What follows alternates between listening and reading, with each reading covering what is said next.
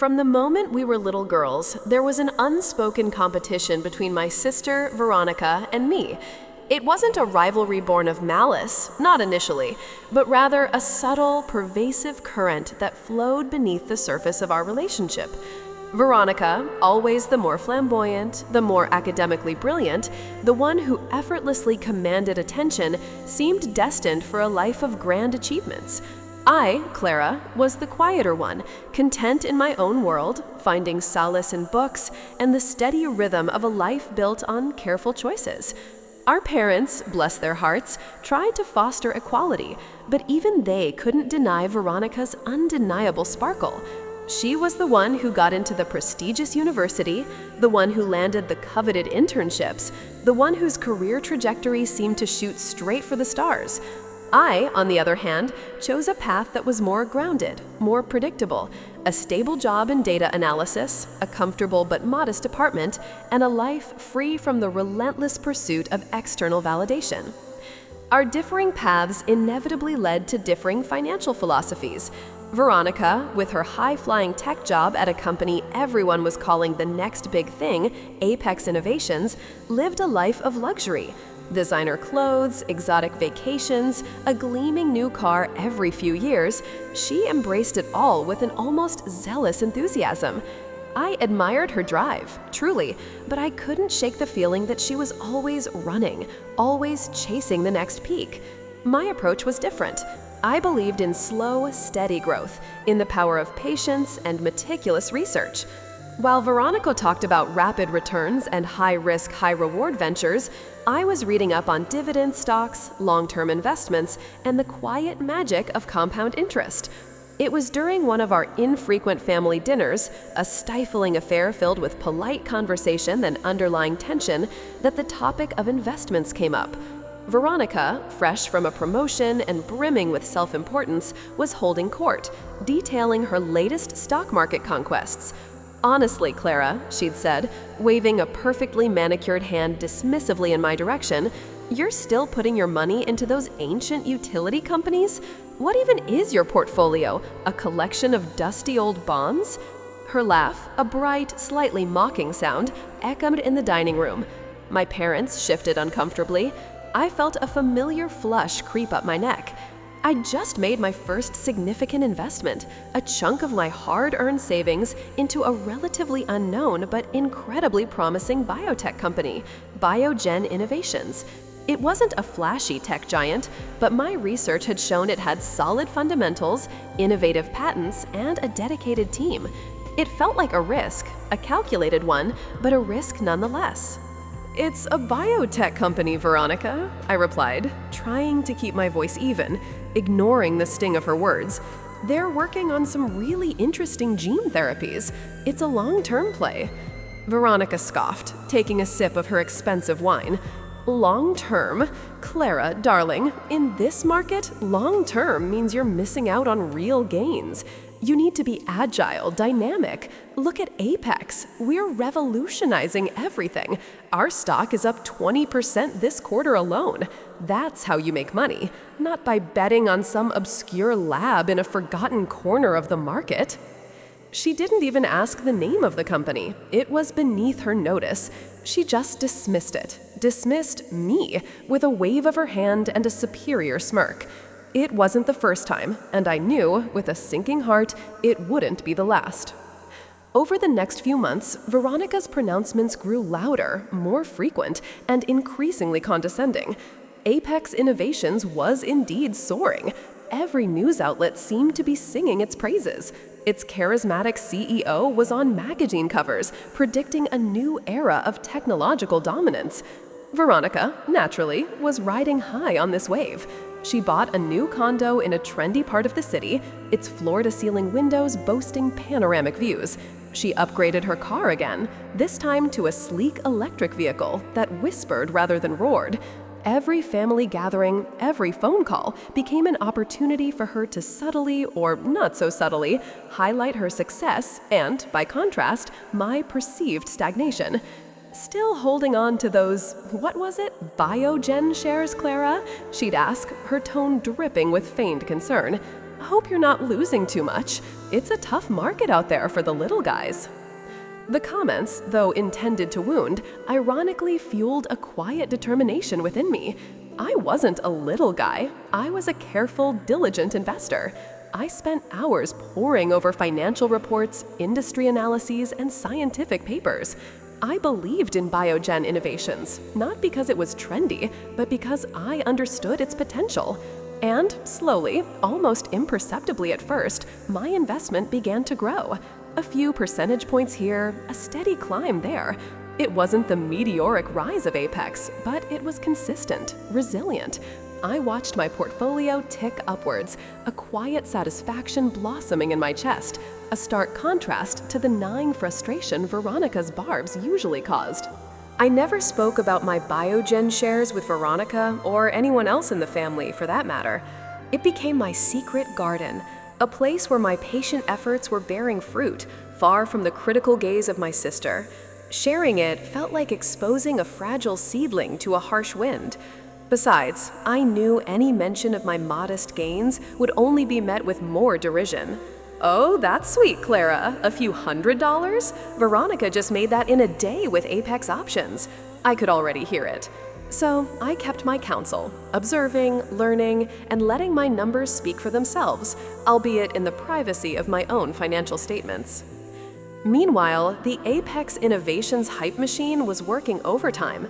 The stock price seemed to defy gravity, climbing higher and higher, fueled by enthusiastic analysts and an insatiable public appetite for the next big thing. Veronica became more audacious in her spending, more confident in her pronouncements.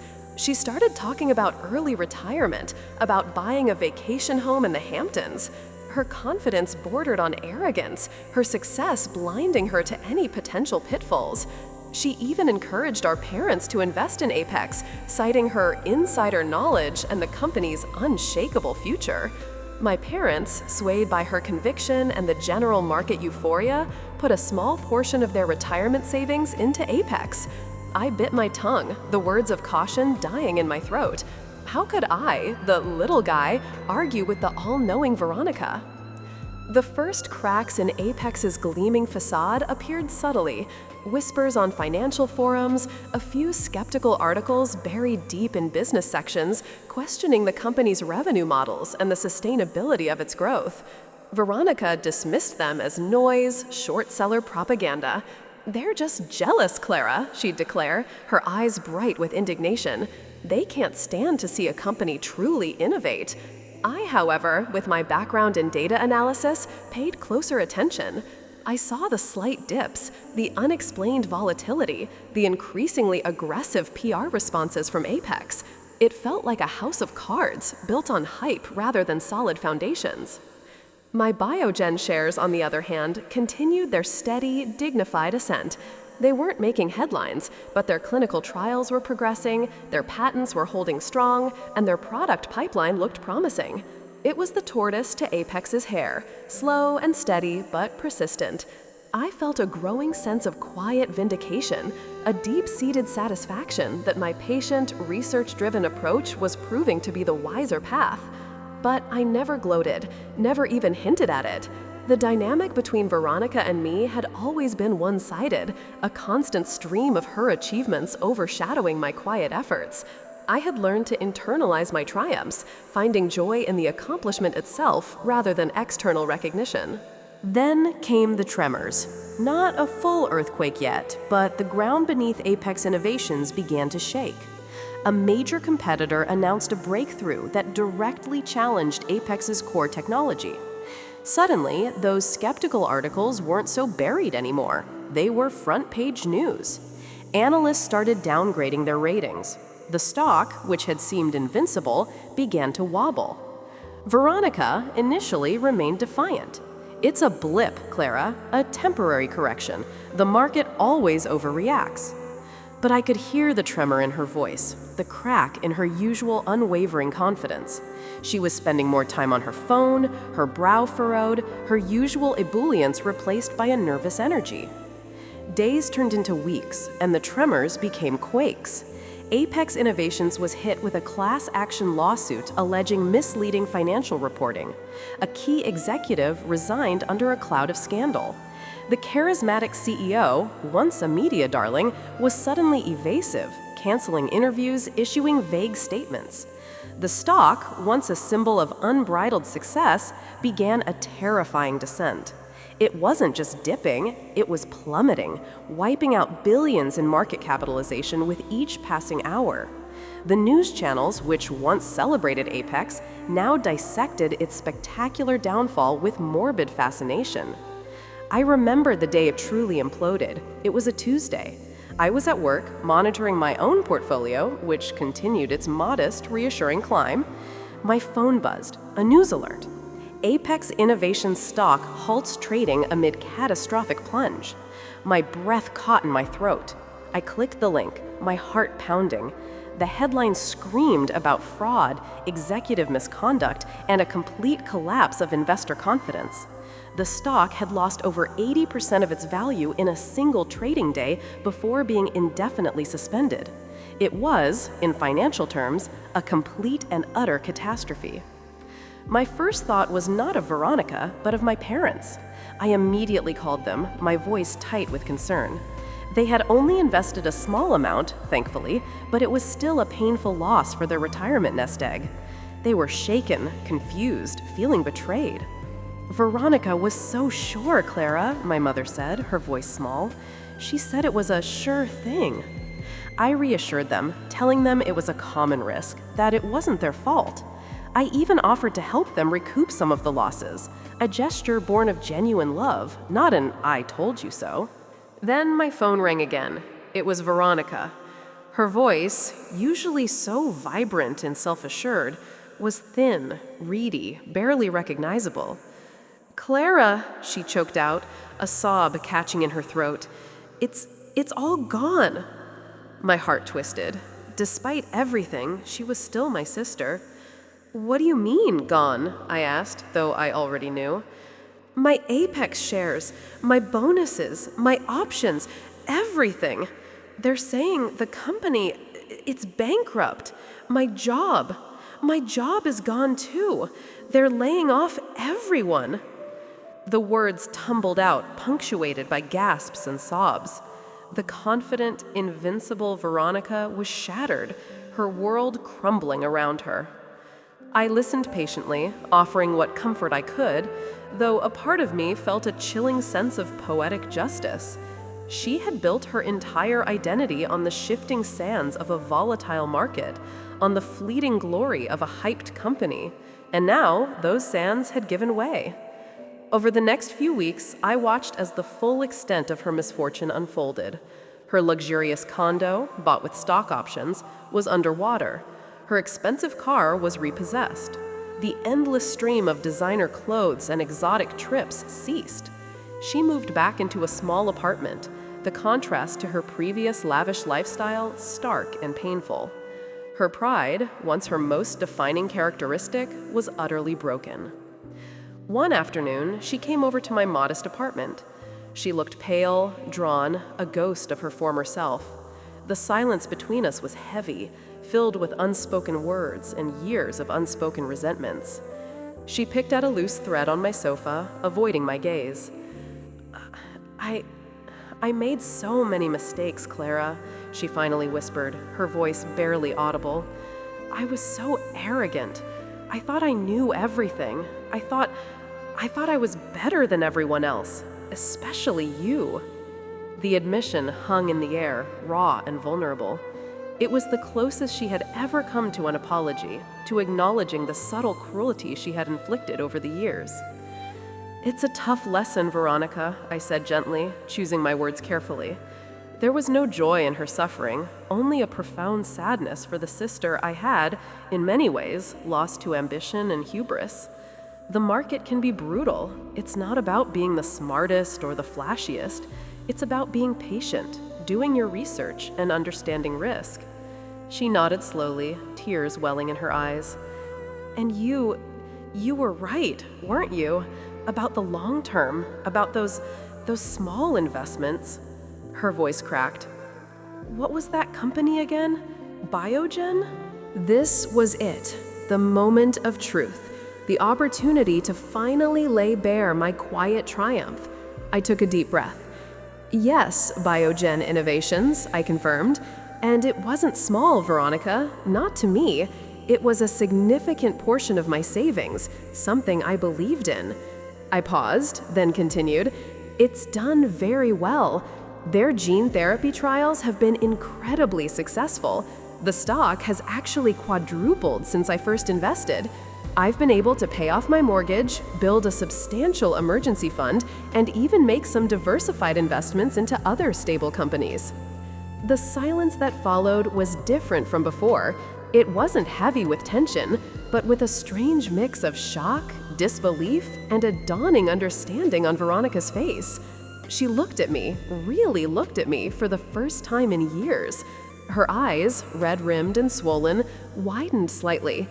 The sister she had so casually dismissed, the one whose small investments she had openly mocked, had not only survived the market's volatility, but had quietly thrived.